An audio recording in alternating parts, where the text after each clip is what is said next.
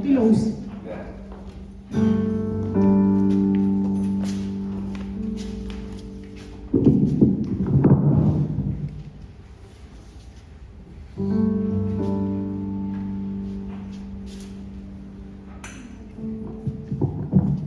Bueno, hermanos, Dios les bendiga. Qué lindo que el Señor ha puesto en el corazón de cada uno de ustedes el venir a adorarle, el venir a su casa, ¿no es cierto?, en esta mañana. Podíamos estar en otro lado, pero el Señor los trajo aquí. Y si el Señor nos trae, es con algún propósito. Siempre el Señor tiene un propósito para nuestra vida. ¿Lo creemos así? Gloria a Dios. Yo los invito a leer una palabra que está en el Evangelio según San Marcos, capítulo 5, versículos 21 al 43. Es un relato de dos sanidades que hizo Jesús, que nos dejan una gran enseñanza en cuanto a nuestra fe, que es de lo que quisiera hablar un poquito en esta mañana, acerca de la fe, ¿no es cierto? La confianza, la fe que nos libra del temor. Dice, cuando Jesús hubo cruzado de nuevo la barca a la otra orilla, se congregó alrededor de él una gran multitud, y él estaba junto al mar. Y vino uno de los principales de la sinagoga llamado Jairo, el archisinagogo, como se lo llamaba. Cuando lo vio, se postró a sus pies y le imploró mucho, diciendo: mi hijita está agonizando, ven, pon las manos sobre ella para que sea salva y viva. Jesús fue con él, y lo seguía una gran multitud y lo apretujaban. Había una mujer que sufría de hemorragia desde hacía 12 años. Había sufrido mucho de muchos médicos y había gastado todo lo que tenía y de nada le había aprovechado, más bien iba de mal en peor. Cuando oyó hablar de Jesús, vino por detrás de él entre la multitud y tocó su manto, porque ella pensaba: si solo toco su manto, seré sanada. Al instante se secó la fuente de su sangre y sintió en su cuerpo que estaba sana de aquel azote. De pronto Jesús, reconociendo dentro de sí que había salido poder de él, volviéndose a la multitud, dijo: ¿quién ha tocado mi manto? Sus discípulos le dijeron: ¿ves la multitud que te apretuja y preguntas quién me tocó? Él miraba alrededor para ver a la que había hecho esto. Entonces la mujer, temiendo y temblando, sabiendo lo que en ella había sido hecho, fue y se postró delante de él y le dijo toda la verdad. Él le dijo: hija, tu fe te ha salvado, vete en paz y queda sanada de tu azote. Mientras él aún hablaba, vinieron de la casa del principal de la sinagoga diciendo: tu hija ha muerto, ¿para qué molestas más al maestro? Pero Jesús, sin hacer caso de esta palabra que se decía, dijo al principal de la sinagoga: no temas, solo cree, o cree solamente. Y no permitió que nadie lo acompañara, sino Pedro, Jacobo y Juan, el hermano de Jacobo. Llegaron a la casa del principal de la sinagoga, y él vio el alboroto y a los que lloraban y lamentaban mucho, y al entrar les dijo: ¿por qué hacen alboroto y lloran? La niña no ha muerto, sino que duerme. Ellos se burlaban de él, pero él los sacó a todos y tomó al padre y a la madre de la niña y a los que estaban con él, y entró donde estaba la niña. Tomó la mano de la niña y le dijo: Talita cumi, que traducido es: niña, a ti te digo, levántate. Y enseguida la niña se levantó y andaba, pues tenía 12 años, y quedaron atónitos. Y él les mandó estrictamente que nadie lo supiera y ordenó que le dieran a ella de comer. Mis hermanos, el temor es un poco el mal de nuestra época, ¿no es cierto? ¿Estamos de acuerdo?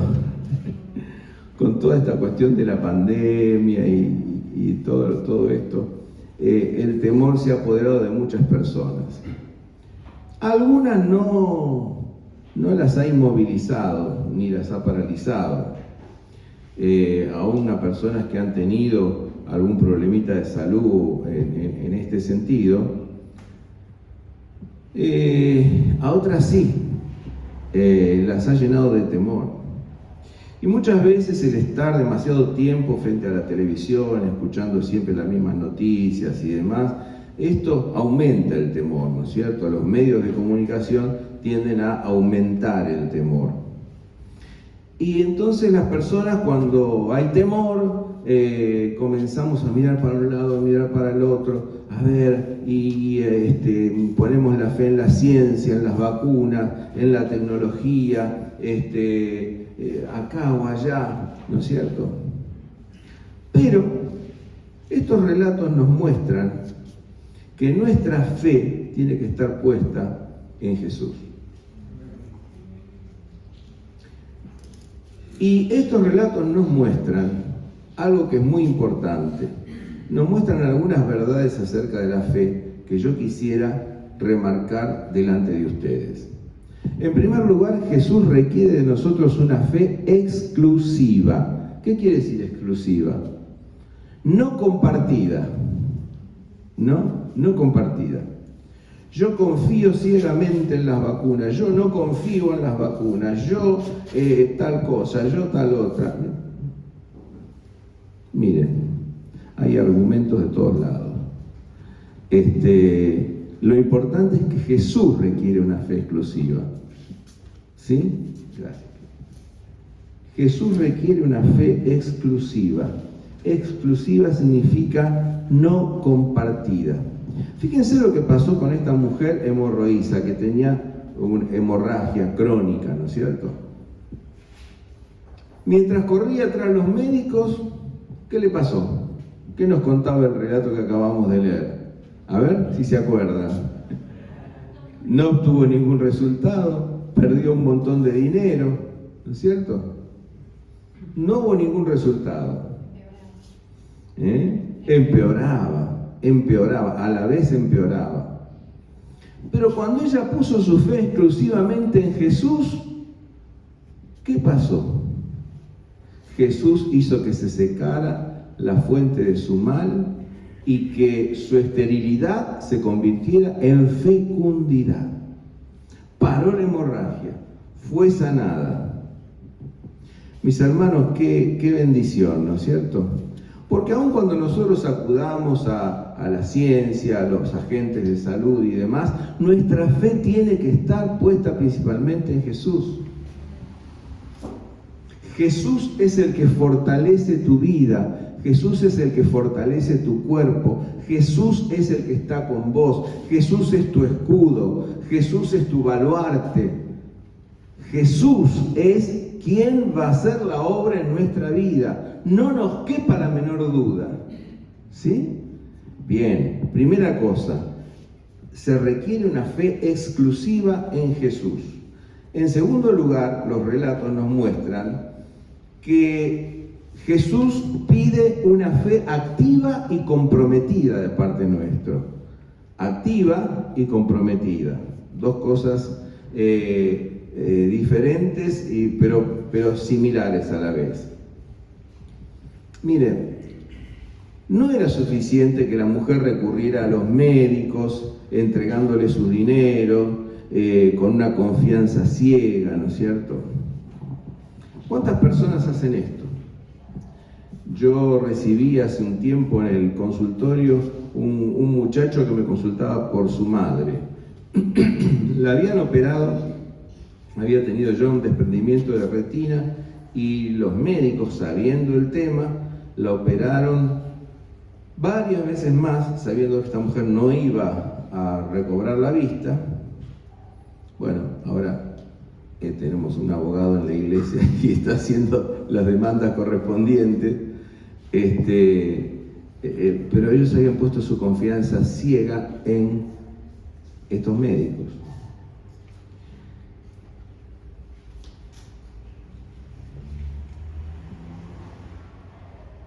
Nuestra fe requiere un compromiso. Debe ser una fe crítica y debe ser una fe activa. La fe tiene algo de crítico, ¿sí? Nosotros no podemos creer ciegamente en cosas que nos ofrece la ciencia o lo que nos dice el periodismo por acá o lo que nos dicen determinados informes por allá. Tenemos que evaluar todo,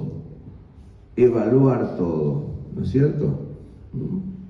No irnos a ningún extremo, porque muchas veces nos vamos a los extremos y erramos. Nuestra fe tiene que ser crítica y tiene que ser activa. Fíjense ustedes, por ejemplo, la fe de esta mujer. ¿Qué es lo que ella hace? Ve que Jesús está allí, hay una multitud que lo apretuja y demás, pero ella se abre camino entre la multitud y entre la vergüenza para tocar el manto de Jesús.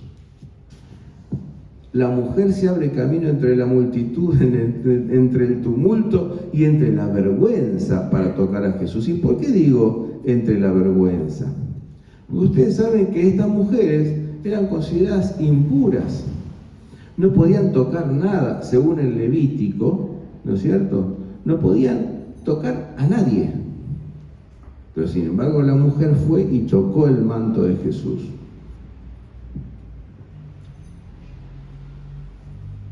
Porque ella se decía para sí, tan solo si toco sus vestiduras, seré sana. Interesante la fe de la mujer, ¿no? Tan solo si toco sus vestiduras, seré sana. Seré sana. O sea, la mujer hizo algo. La fe no es quedarnos pasivos. La fe no es quedarnos quietos.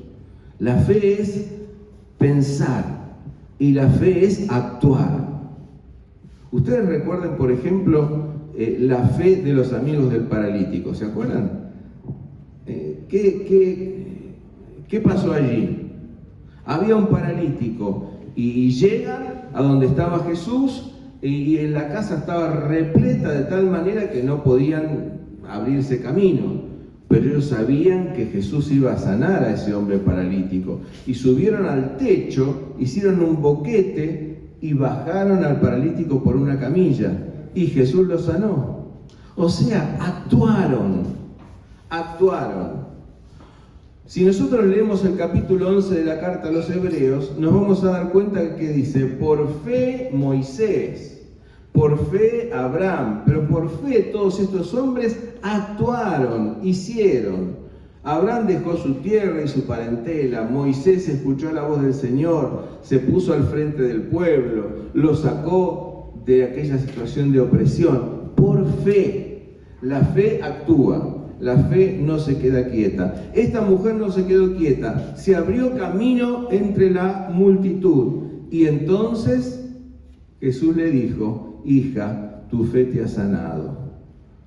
Se produjo la señal, el prodigio, la maravilla.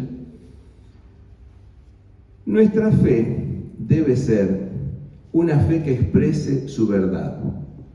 Miren, Jesús requiere una fe que exprese su verdad. Esto es muy importante, porque esta mujer quiso pasar desapercibida, y pobre, tenía razones para pasar desapercibida. Si yo les muestro a ustedes van a ver allí en Levítico 25, ¿no es cierto? Lo que se decía de estas mujeres que tenían este problema. Es una hemorragia crónica, ¿no? Y el Levítico 25, allí, versículo 25, encontramos, dice, Levítico 15, me equivoqué, Levítico 15, 25, dice, Cuando una mujer tenga flujo de sangre por muchos días fuera del tiempo normal de su menstruación, o tenga flujo de sangre más allá de su menstruación, todo el tiempo que dure el flujo de su impureza, ella quedará impura como en el tiempo de su menstruación. O sea, era una mujer considerada impura. No podía tocar a nadie. Bueno, obviamente eran leyes de la antigüedad, porque Dios no creó cosas impuras, ¿no es cierto? Ya luego vamos a ver cómo algunos animales eran considerados impuros y otros puros, y en el Nuevo Testamento el Señor le dice a Pedro: ¿y quién te dijo que estos animales eran impuros? Claro, tenían contacto con los puros, con los impuros, y se hacían impuros. Bueno, estas cosas se van superando, ¿no? La revelación de la Biblia va siendo progresiva y llega a un clímax, a una cima, que es Jesucristo. Jesucristo es nuestra norma normal, la norma de interpretación de toda la Escritura.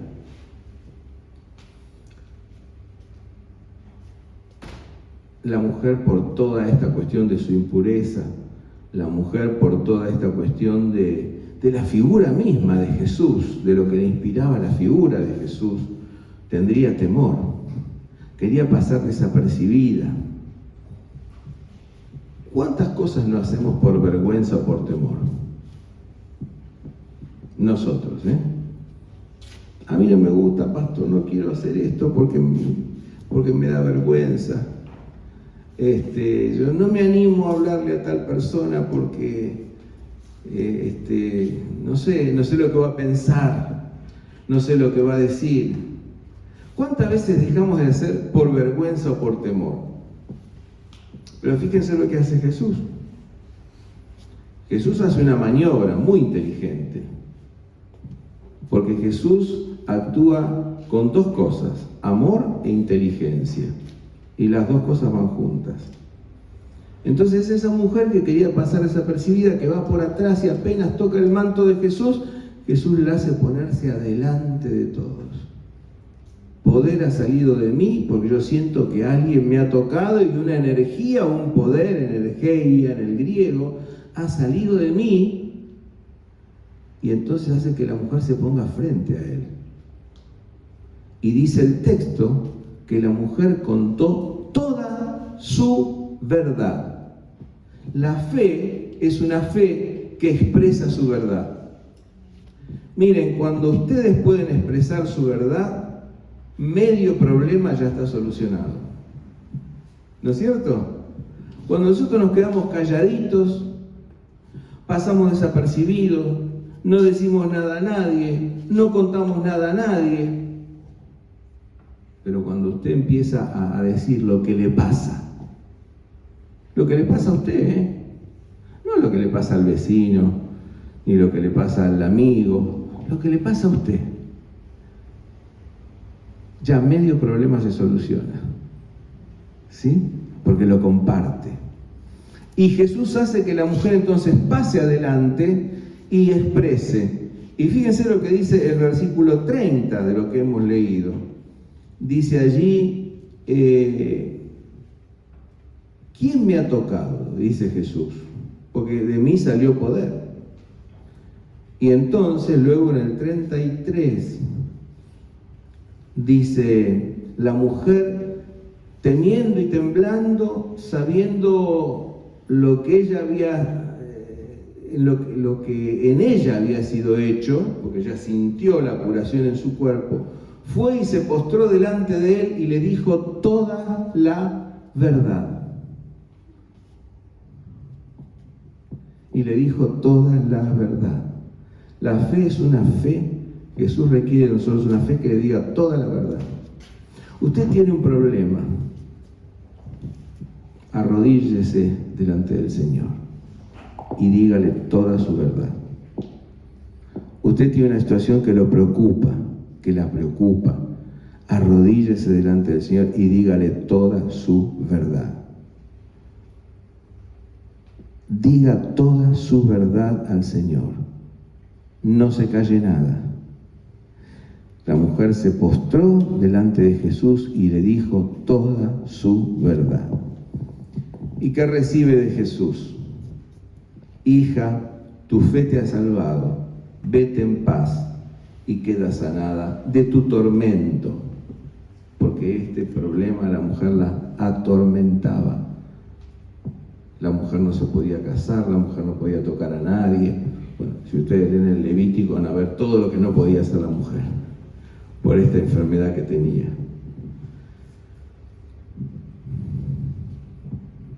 Muchas veces nos callamos por temor, por vergüenza y sufrimos. Ahora, decir la verdad nos hace libres. Al confesar, entonces, el temor se va disipando. ¿Se acuerdan aquella palabra del apóstol Pablo?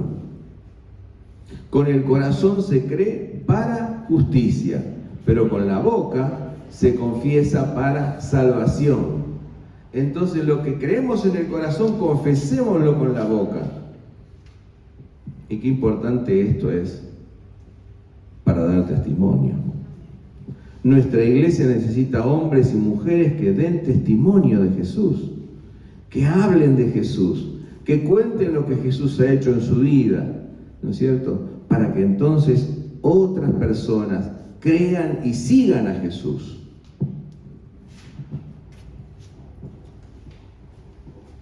Muchas veces se acostumbraba en las iglesias a pedir que los hermanos pasaran y dieran testimonio. A veces escuchábamos algunas cosas que eran un poco complicadas. Entonces se dejó un poquito de lado esa costumbre de dar testimonio. Pero ¿qué pasa? Nos hemos convertido en personas que venimos, escuchamos la palabra, nos vamos, venimos el domingo que viene, escuchamos la palabra, nos vamos. En el mejor de los casos venimos el tercer domingo, escuchamos la palabra, nos vamos. Pero nos convertimos en creyentes sin novedad. ¿Y cómo andas? Bien, bien. Todo bien, todo bien, todo bien, todo bien. ¿Qué quiere decir todo bien, no? Digo yo. Me daba gracia porque cuando mi hija era la más grande, que está por los 40, ¿no es cierto? Tendría 15 años, le decía, ¿y cómo estás, Nati? Todo bien. Ah, todo bien, le decía yo. La cargaba. ¿Todo bien? Yo te pregunto cómo estás, no que me digas todo bien. Bueno, pero nos convertimos en creyentes sin novedad. Y nuestra vida cristiana debe ser una vida con novedad, ¿o no? El Señor tiene que hacer cosas cada día de la semana, ¿no? En el nombre del Señor tenemos que hacer cosas cada día de la semana y poder venir y decir, pastor, hermano, gloria a Dios, le había una persona, se entregó a Cristo y va a comenzar a venir a la iglesia. Tuve esta bendición del Señor, pude hablar con mi hijo, me reconcilié con él porque no estaba bien con él. Este tipo de testimonios son los que nosotros queremos escuchar porque nos edifican. Entonces, dejar de lado el temor, la vergüenza y empezar a hablar del Señor, ¿sí? Una fe que habla la verdad, una fe que da testimonio. También el relato nos habla de una fe que inspira a otros. Porque, fíjense ustedes, la fe de la mujer, lo que ocurrió con la mujer, esa señal de sanidad, ¿no es cierto?, inspiró a Jairo. Porque fíjense cómo viene el relato, viene ensamblado, ¿no? Jairo va, el archisinagogo, a decirle a Jesús que su hija está enferma, ¿no? Jesús comienza a caminar y se produce el incidente de la mujer que interrumpe la marcha de Jesús, los discípulos y Jairo. Interrumpe la marcha. Entonces uno dice, una interrupción. El hombre estaba apurado para que Jesús fuera a la casa y sanara a la hija y apareció esta mujer y esta cosa. No. Dios no hace nada mal. Dios es un Dios providente. Dios no es un Dios que improvisa. Dios es un Dios providente, que ordena las cosas de tal manera que sean para nuestro bien. Entonces Jesús realiza la sanidad de esa mujer, y la sanidad de esa mujer inspira a Jairo, inspira la fe de Jairo. Cuando nosotros vemos que Dios obra en otras personas, nosotros somos inspirados, ¿sí? Cuando nosotros vemos lo que Jesús, lo que el Señor hace en otras personas, nosotros somos inspirados. Jairo entendió mucho mejor, a partir de lo que pasó con la mujer, quién era Jesús. Y yo les voy a decir una cosa que me inspiró a mí en las vacaciones. No solamente escuchar los mensajes que pude escuchar de los hermanos que predicaron, sino una frase que Anita, que está aquí presente, mandó al mail de los jóvenes. Después de decir varias cosas bíblicas, dijo una frase de San Agustín: Señor, es difícil seguirte, porque no siempre es fácil seguir a Jesús. Señor, es difícil seguirte, pero San Agustín termina diciendo, pero es imposible dejarte.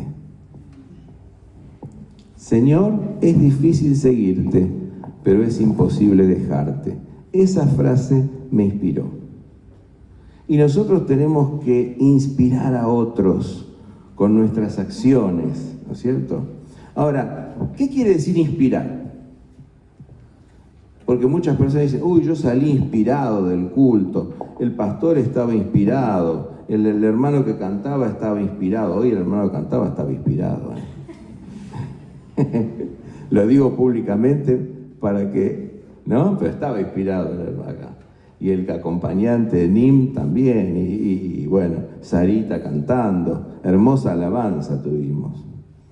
Pero yo le digo una cosa, ¿qué quiere decir inspirar? Cuando usted hace así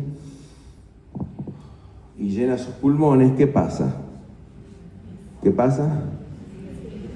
Inspira, ¿no? Y cuando usted hace así, ¿qué pasa? Expira. Ahora también se dice expirar cuando expiró, se murió. ¿No es cierto?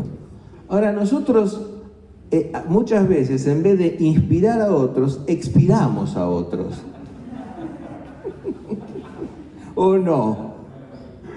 Yo voy y me encuentro con un hermano de la iglesia. Uy, qué poca gente había en el culto. No. Oh, me encontré con el hermano fulano, el hermano mengano, y están muy tristes, muy desconformes con las cosas que pasan. Y entonces, ¿y cómo está su hijo? Mal, porque... Hermanos, ¿inspiramos o expiramos? ¿Qué hacemos? ¿Inspiramos a otros o expiramos a otros? Nuestra fe tiene que ser una fe que inspira. Entonces, cuando nosotros estamos siempre con malas noticias, escuché tal cosa, escuché tal otra, las malas noticias, las quejas, las críticas.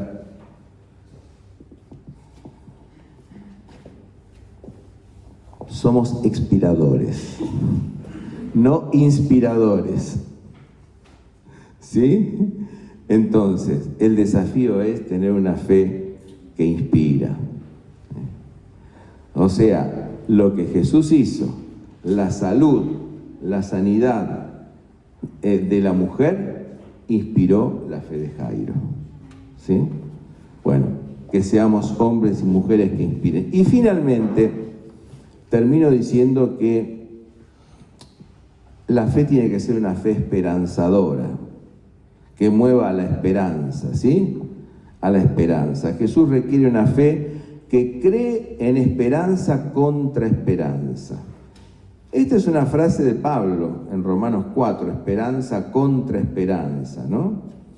En el relato de la resurrección de la hija de Jairo, vimos también con el hermano Pastore, que estuvo predicando el domingo anterior, no el otro, como dos direcciones, ¿no? Los dos cortejos.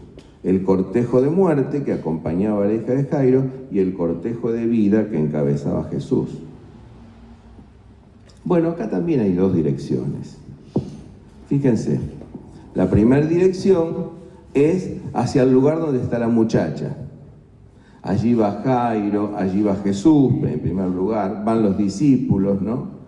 Y lo opuesto, ¿qué es? Todo lo que se opone. Los emisarios, no molestes más al maestro, versículos 35 y 36, tu hija ha muerto. Después las plañideras y los flautistas que se burlan de Jesús, cuando Jesús dice la niña no está muerta, duerme, y se burlan de él. Esos que son obstáculos a la fe. Pero nuestra fe tiene que ser una fe en esperanza, ahí cuando parece no haber evidencias para tener esperanza. Allí cuando parece que están todas las cosas perdidas, somos llamados a tener fe. Somos llamados a tener fe. ¿Qué le dice Jesús a Jairo? A ver, voy a tomar examen. Se acercan los exámenes finales. ¿Qué le dice Jesús a Jairo? ¿Qué le dice Jesús a Jairo cuando escucha a tu hija muerto, no molestes al maestro? ¿Qué le dice? A ver, sáquense los barbijos y díganme claro porque no entiendo nada. A ver. Eso. No temas, cree solamente. No temas, cree solamente. ¿Sí? ¿Y qué hace Jesús cuando llega y de él se burlan los flautistas, las plañideras, todos los que estaban llorando y ahí en el velorio? ¿Qué hizo Jesús ahí? Los echó afuera a todos. Salgan de acá, ustedes están molestando. No inspiran. Están llorando, lamentando continuamente. La vida es un eterno lamento. Ustedes se dedican a esto. ¿Y qué hace Jesús? Entra con otros más a la sala donde está la niña y la resucita. Nuestra fe es una fe que debe ser en esperanza, aun cuando parece no haber esperanza. Una fe esperanzadora, una fe que va más allá de los obstáculos, una fe que no se achica ante los desafíos, una fe que no se achica ante los obstáculos. Si nosotros a lo largo de nuestra vida, y yo tengo 65, nos hubiéramos achicado ante los obstáculos, y qué sé yo, no sé dónde estaríamos. No hay que achicarse ante los obstáculos. Hay que pasar un examen difícil, habrá que pasar el examen difícil. Hay que pasar una entrevista de trabajo difícil, habrá que pasar la entrevista de trabajo difícil, ¿no es cierto, Alba? Hay que, lo que fuera. Creer en esperanza cuando parece no haber esperanza. Creer en el Señor, creer en Él. Creer en Él es avanzar hacia la vida, es avanzar con el que da vida, es avanzar a Él que es la resurrección y la vida. Amén. Gloria a Dios. Gloria a Dios. Hermanos, yo quisiera que nos vayamos con esta palabra. No temas, cree solamente. ¿Sí? ¿La decimos todos juntos? No temas, cree solamente. Amén. Gloria al Señor. Vamos a orar.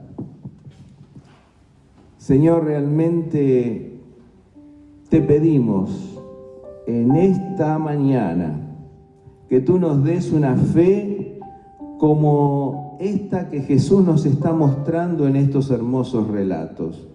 Una fe en donde el temor se disipa, en donde los obstáculos son superados.